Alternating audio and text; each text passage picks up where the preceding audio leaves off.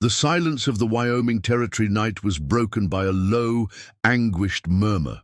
Jake Morrison, who had stopped to rest near a creek, felt his heart race when he realized the sound was coming from inside his own wagon. It wasn't the horses. It wasn't the wind. It was a human voice, female, haunted, repeating words that made his blood run cold. "Henry, they know about the gold. Don't let them find the children." When Jake quietly approached the wagon, prepared to confront whoever it was, he never imagined that those words whispered in sleep would change not only his night, but the entire course of his existence. Where are you watching this story from? Let us know in the comments below. My name is Jake Morrison, and I'd been driving cattle and freight across the frontier for 15 years without ever having a problem I couldn't solve with my fists or my Colt. That night in September of 1885 changed everything I thought I knew about trouble. I'd been making my way from Cheyenne to Laramie with what I thought was a simple load of supplies for the mining camps up north. The money was good, the route familiar, and I expected to make the journey in 3 days without incident. I should have known better.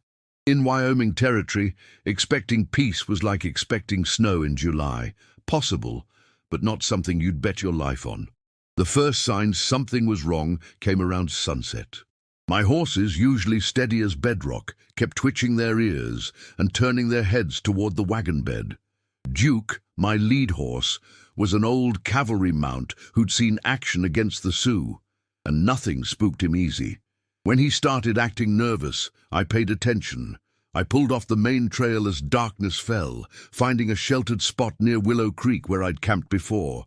The water was good. There was grass for the horses, and the rocks provided cover from the wind that always seemed to blow across these plains. I unhitched the team, gave them their feed, and was setting up my bedroll when I heard it. At first, I thought it might be a wounded animal caught under the wagon canvas. But as I crept closer, my hand resting on my revolver, I realized it was a woman's voice. She was speaking so quietly, I had to strain to make out the words. But what I heard made my skin crawl.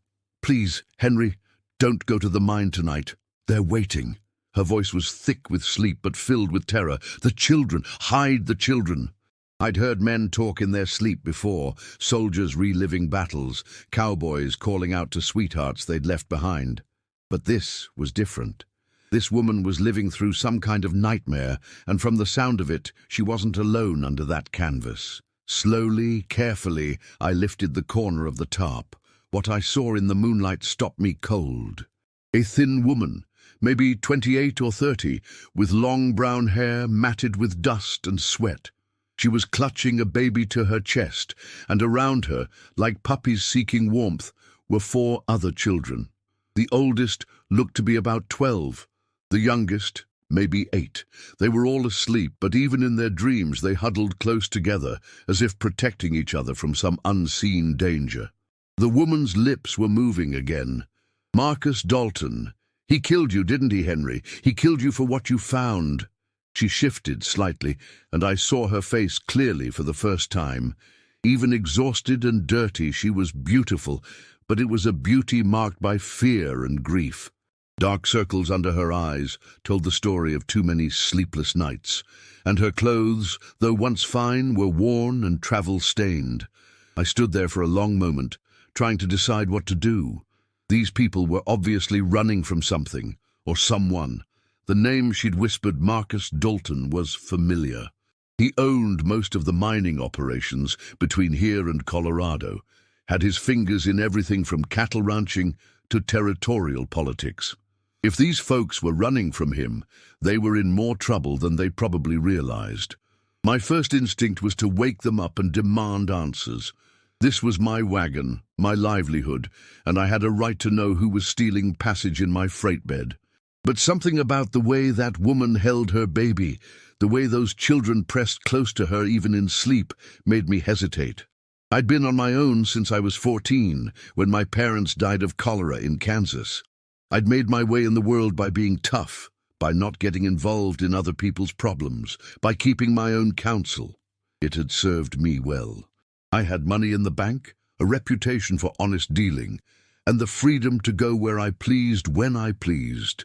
Getting mixed up with a desperate woman and 5 children wasn't part of my plan, but as I watched her sleep, I found myself remembering something I'd tried hard to forget: my own mother, holding my baby sister during that last terrible week before the cholera took them both. The way she'd whispered prayers in the night, begging God to spare her children.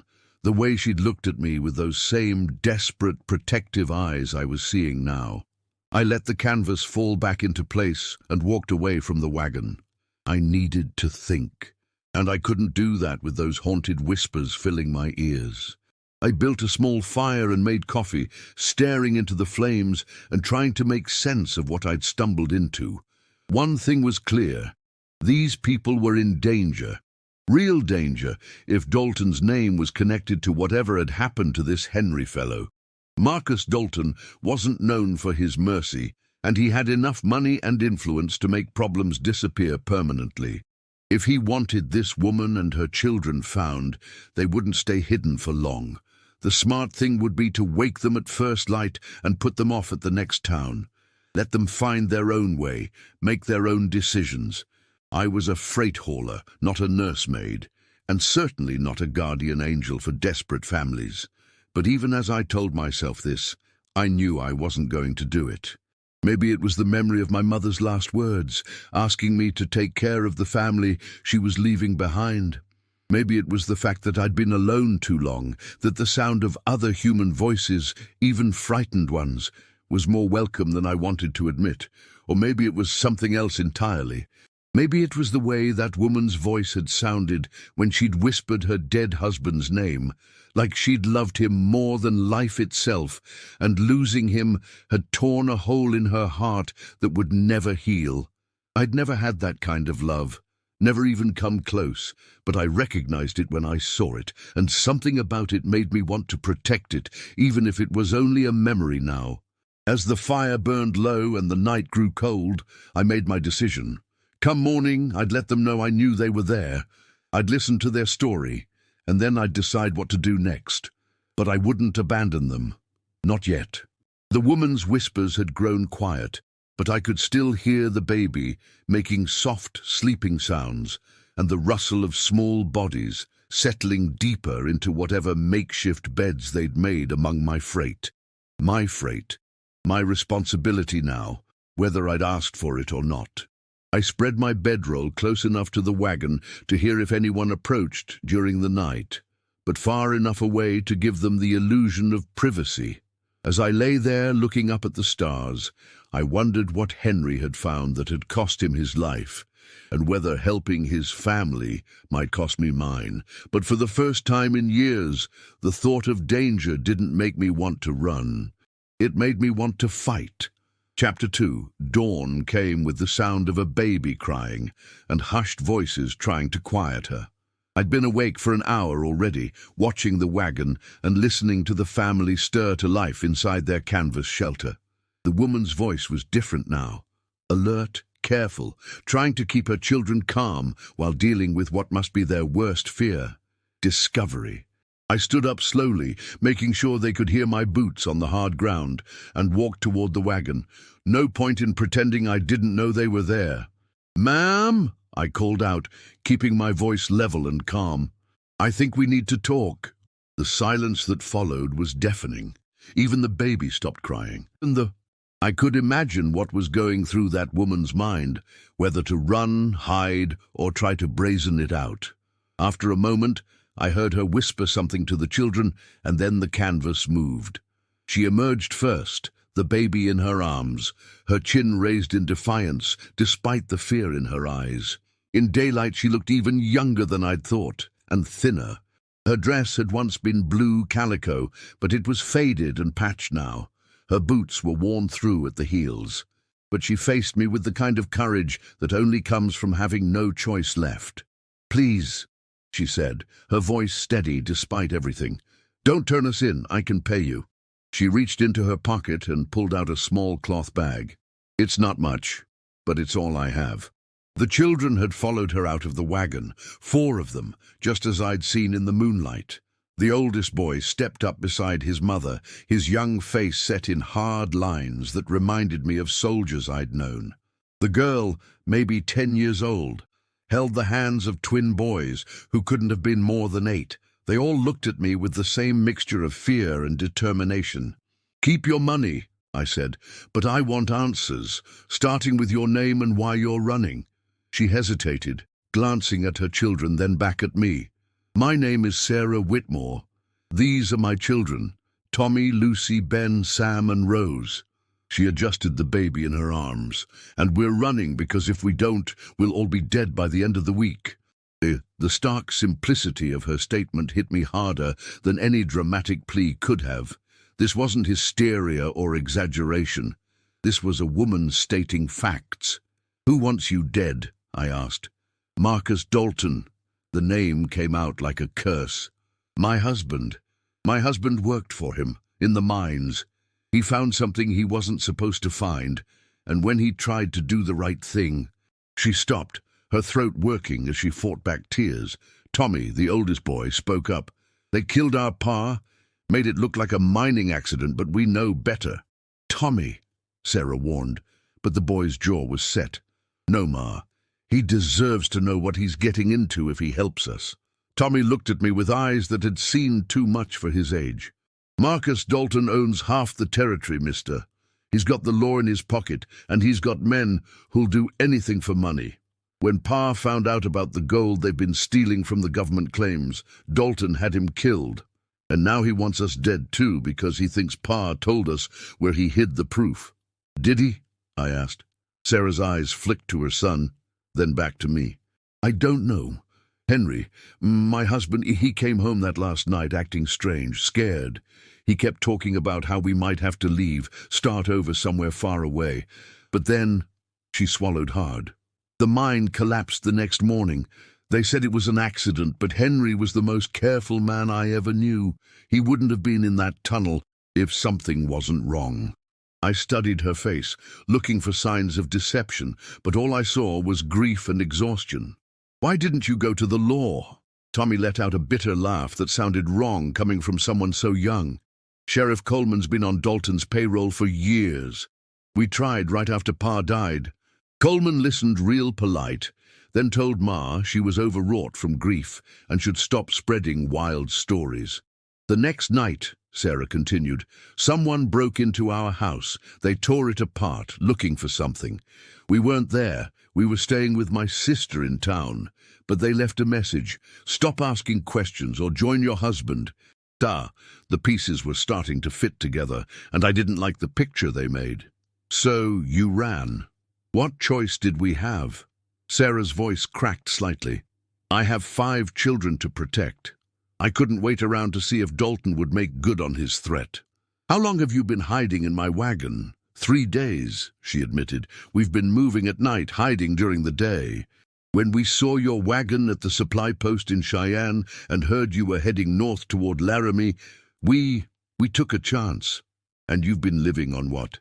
Berries, creek water, some bread we took from the last town."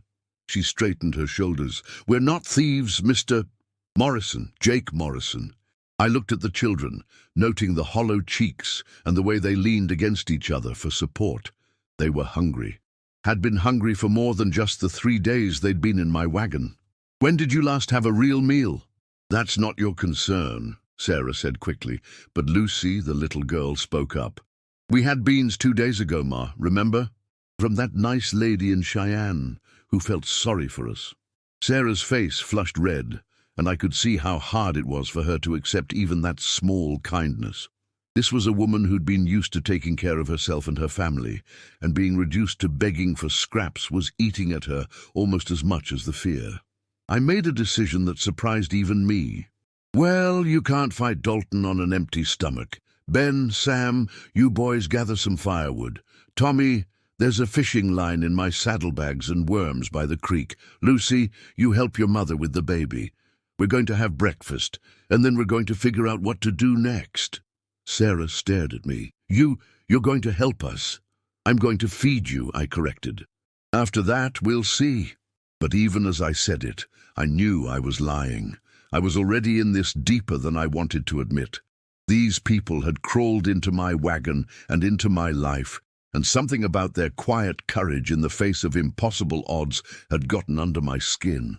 As the children scattered to their tasks, Sarah remained standing beside the wagon, the baby in her arms. "Why?" she asked quietly. "You don't know us. This isn't your fight."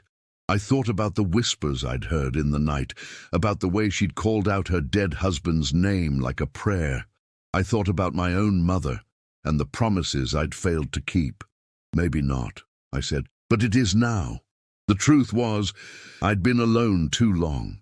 I'd forgotten what it felt like to be needed for something more than just hauling freight from one place to another. And looking at this family, scared, hungry, but still fighting, reminded me that there were things in the world worth protecting, even if it got me killed. This story is just getting started.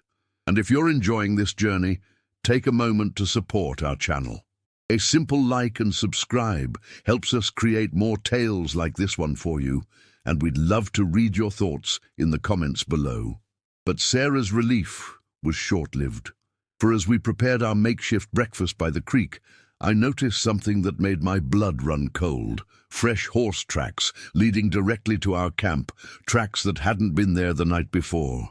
Chapter 3, the horse tracks were maybe an hour old, circling our camp in a wide pattern before heading back toward the main trail. Someone had found us, studied our situation, and left to report back. My hands moved automatically to check my weapons while my mind raced through possibilities, none of them good. "Sarah," I called quietly, not wanting to alarm the children. "Come here." She must have heard something in my tone, because she handed the baby to Lucy and walked over immediately. When I showed her the tracks, her face went white. "How many?" she whispered. "One rider, but that doesn't mean much. Could be a scout." I stood up, brushing dirt from my knees. "We need to move, now." "But the children haven't eaten." "They'll eat on the trail or they won't eat at all." The harshness in my voice made her flinch. But there was no time for gentleness. "Get them in the wagon. Leave everything except what you can carry in your hands." As Sarah rushed to gather her family, I kicked dirt over the fire and began hitching the horses with practiced speed. My mind was working through logistics, how far to the nearest town, which routes Dalton's men were likely to watch, how long a wagon full of children could stay ahead of men on horseback. The answer to that last question wasn't encouraging. "Mr. Morrison?" Tommy appeared at my elbow. "I can ride if you need someone to—" "No," I cut him off. "Your job is to help your mother with the little ones. But I could scout ahead or—" "Tommy!" I stopped what I was doing and looked at him. "Your father died protecting this family. Don't make his sacrifice meaningless by getting yourself killed trying to be a hero." The boy's face flushed, but he nodded and went back to help his siblings into the wagon. I felt bad for speaking so roughly to him, but there wasn't time for hurt feelings. Dalton's men were probably riding hard toward us right now, and our only chance was to reach Laramie before they caught up. We were on the road within 10 minutes, but 10 minutes might have been too long. As we pulled away from the creek, I caught sight of dust on the horizon behind us, riders moving fast. "How many?" Sarah asked. She was sitting beside me on the wagon seat, the baby in her lap, trying to look calm for her children's sake. 3, maybe 4. I snapped the reins, urging the horses to a faster pace. Could be innocent travelers. We both knew they weren't. For the next hour, we played a deadly game of cat and mouse across the Wyoming plains. The riders stayed just close enough to keep us in sight, but far enough back to avoid rifle range. They weren't trying to catch us yet. They were herding us, making sure we stayed on the main trail where they could control our options. "They're pushing us toward Devil's Canyon," I realized as I recognized the landscape ahead. It's a box canyon about 5 miles from here. Only one way in or out. Sarah's face went pale. "What do we do?" Before I could answer, I heard Lucy scream from inside the wagon. "Ma, Ben's burning up!" Sarah turned and lifted the canvas, and I heard her sharp intake of breath. "Jake, we have to stop. Ben's got fever, and he's shaking something terrible." I risked a look back. One of the twin boys was indeed shaking violently, his small face flushed red with fever. The other twin, Sam, was crying and trying to cool his brother with a damp cloth. "We can't stop," I said. "Those riders—" "Look at him!" Sarah's voice cracked. "He needs water, needs to rest. Please, Jake, 5 minutes." I looked ahead at the canyon entrance, then back at the approaching dust cloud. We were caught between a sick child and certain death, and there was no good choice to make. That's when I remembered something Henry had whispered about in his wife's dreams. Something about gold hidden in the mines. If Dalton was stealing from government claims, there would be records, evidence, and if Henry had found that evidence— "Sarah," I said suddenly, "what exactly did your husband do in the mines?" "He was a surveyor, made maps of the tunnels, kept track of where they'd been and where they were going next." She was still focused on Ben, but she answered automatically. "Why?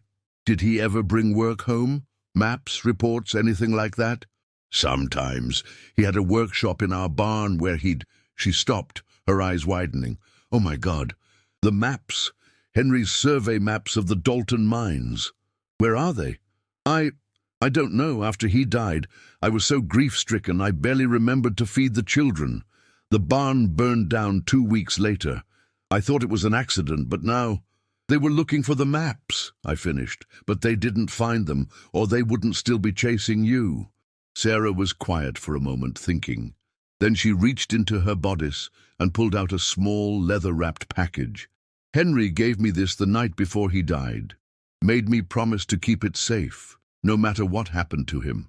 I never opened it." With shaking hands, she unwrapped the leather.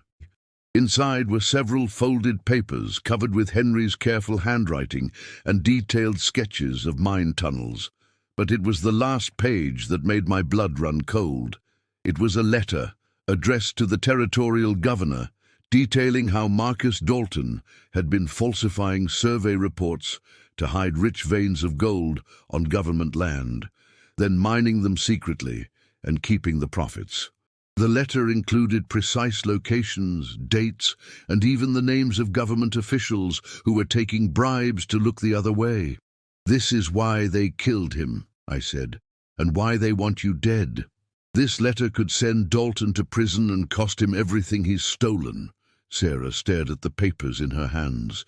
"Henry died for this." "Henry died because he was an honest man who tried to do the right thing." I looked back at the pursuing riders, now close enough that I could make out individual horses. "And if we don't get this to the authorities, the real authorities, not Dalton's bought men, he'll have died for nothing."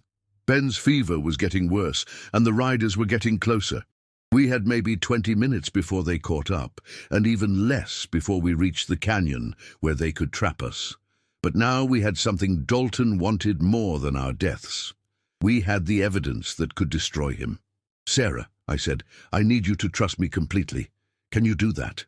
She looked at her sick son, at her other children huddled in the back of the wagon, then at the dust cloud behind us. "What are you thinking?" "I'm thinking it's time to stop running and start fighting back." I pulled the wagon off the main trail and headed toward a rocky outcropping about half a mile ahead. It wasn't much cover, but it would have to do. "But the children are going to be fine," I said with more confidence than I felt, "because we're going to end this today, one way or another." As we reached the rocks, I could hear the sound of hoofbeats getting closer. 4 riders, armed and dangerous, sent by a man who'd already killed once to protect his secrets. But this time, they weren't chasing a helpless widow and her children. This time, they were dealing with Jake Morrison.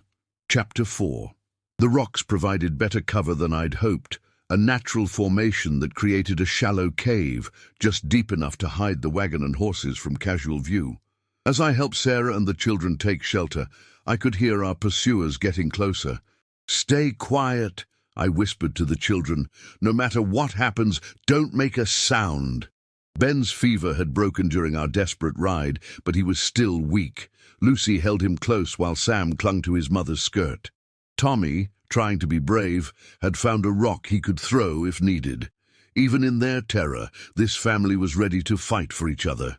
I checked my rifle and positioned myself where I could see the trail. The riders appeared within minutes, 4 hard-looking men with the kind of faces you see on wanted posters. They'd pulled up about 100 yards away and were studying the ground where we'd left the main trail. The leader, a thin man with a black hat and a scar across his left cheek, dismounted and walked a few steps in our direction. "Fresh tracks," he called to his companions. "Wagon went this way, maybe 10 minutes ago." My heart was pounding, but I forced myself to wait. They knew we were here somewhere, but they didn't know exactly where. If I could pick off 1 or 2 before they spotted us, we might have a chance. That's when Sarah made a decision that changed everything. She stood up from behind the rocks, her husband's papers clutched in her hand, and walked out into the open. "Are you looking for me?" she called out. I cursed under my breath and raised my rifle, but I couldn't get a clean shot without risking hitting her. What was she thinking? The scarred man smiled, a cold expression that didn't reach his eyes. "Mrs. Whitmore, you've led us quite a chase." "I have something you want," Sarah said, holding up the papers. "My husband's survey maps and his letter to the governor. This is what Marcus Dalton killed him for, isn't it?" "Could be," the man said, walking closer. "Why don't you bring those papers over here and we can discuss it?" "I don't think so." Sarah's voice was steady, but I could see her hands shaking. "I think you're going to turn around and ride away, and you're going to tell Mr. Dalton that if anything happens to me or my children, these papers will be in the hands of the federal marshals by tomorrow morning." The scarred man laughed.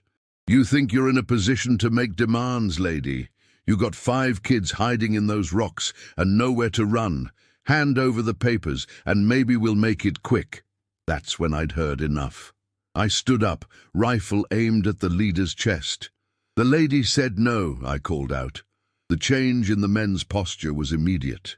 Heads moved toward guns, horses danced nervously, and the scarred man's smile disappeared. "Well, well," he said. "Jake Morrison. Should have known you'd stick your nose where it don't belong. You know me?" "Know of you. Word is you're fast with that rifle, and you don't back down from a fight." He shifted slightly, and I saw his hand ease toward his pistol. "But there's 4 of us and 1 of you. Don't seem like good odds." "Depends on how you figure it," I said. "I count 1 man who's about to die, and 3 who might live if they're smart enough to ride away." For a long moment, nobody moved. The only sounds were the wind through the rocks and the soft crying of baby Rose from inside the cave. Then the scarred man made his choice. His hand flashed toward his gun, but my rifle was already aimed. The shot echoed off the rocks like thunder, and he spun around and fell. His 3 companions scattered, diving for cover behind their horses and returning fire. "Get down!" I shouted to Sarah, but she was already moving, scrambling back toward the rocks where her children waited. The gunfight that followed was brief but vicious. These men were killers, but they were used to terrorizing helpless families, not fighting someone who could shoot back. I had the advantage of cover and position, and I used both. When the smoke cleared, 2 of Dalton's men were dead, and the 3rd was wounded, clutching his shoulder and trying to reach his horse. I let him go. A wounded man riding back to town would carry a message better than any letter. "Tell Dalton," I called after him, "that if he wants Henry Whitmore's papers, he can come get them himself, but he better bring more than 3 gunmen next time." Sarah emerged from the rocks, still holding the evidence that had cost her husband his life. "Is it over?" "Not by a long shot," I said, reloading my rifle, "but we just changed the terms of the fight." She looked at the dead men, then at her children gathering around her. "What happens now?" "Now we go to Laramie, but not to hide." I walked over to where she stood. "We're going to find the 1 lawman in this territory who isn't on Dalton's payroll, and we're going to see that your husband gets the justice he deserves." Tommy stepped up beside his mother. "And if there isn't one? An honest lawman, I mean?" I looked at this boy who'd grown up too fast, who'd seen his father murdered and his family hunted like animals. "Then we'll make our own justice." As we loaded the dead men's horses with supplies and prepared to continue toward Laramie, Sarah pulled me aside. "Jake," she said quietly, "why are you doing this, really?" I thought about all the easy answers I could give her, about doing what was right, about not being able to stand by while innocent people suffered. But looking into her eyes, I found myself telling her the truth. Because 15 years ago, I made a promise to my dying mother that I'd take care of the people who mattered. I broke that promise then, and I've been running from it ever since. I glanced at her children, gathered around the wagon and looking at me with a mixture of fear and hope. Maybe it's time I stopped running. Sarah reached out and touched my hand. "Thank you," she said simply. As we rolled toward Laramie with the afternoon sun at our backs, I realized that for the first time in my adult life, I wasn't traveling alone. I had a family to protect, a wrong to right, and a future that looked nothing like the solitary existence I'd planned. It was terrifying, it was complicated, and it was the best thing that had ever happened to me. Marcus Dalton had made one crucial mistake when he decided to kill Henry Whitmore. He'd assumed that a dead man's family would be too frightened and powerless to fight back. He was about to learn just how wrong he'd been, and so was I. Because 3 days later, as we pulled into Laramie with Henry's evidence safely hidden and a plan forming in my mind, I realized that somewhere between that first night by the creek and this moment, I'd stopped thinking of these people as passengers I was helping. I'd started thinking of them as the family I'd never known I wanted. The fight with Dalton was far from over. If anything, it was just beginning. But for the first time since I'd been old enough to hold a gun, I wasn't facing that fight alone. And that, I was beginning to understand, made all the difference in the world.